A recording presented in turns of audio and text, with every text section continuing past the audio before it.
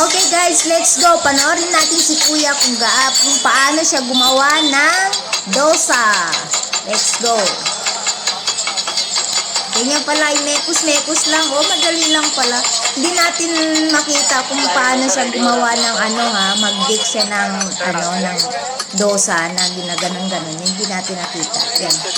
Ilagyan mo na ng nilagyan na ng masa. Char.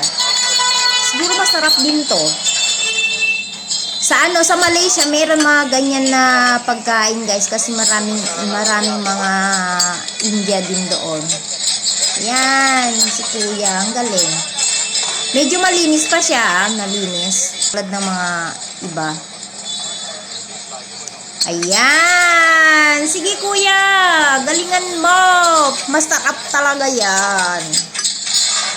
Oh, my goodness. Lagyan ng sibuyas, guys. Left and right pa naman. Walang gloves, ha. Pero okay lang. Vitamin yan, eh.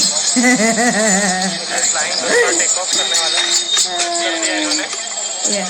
Oh, shit. Ang galing. Flying dosa. Oh, di ba? Ang galing ng mga India, eh. Di ba? Ayun. Kaya nyo yan? Gawin nyo kung kaya nyo. Oh, very good, Kuya. Good job. Good job si Kuya. Okay, nice. Very good. Sobrang galing. Napakagaling ni Kuya. Mga ganito, guys, pwede pa nating tikman tong mga pagkain ng mga ganyan. Kasi, hindi naman ako masela sa pagkain. Pero ito, medyo may malinis pa. Kahit naman kinakaman niya left and right yung sibuyas at saka yung okay lang. Pero masarap po. Oh. Grabe. Oh!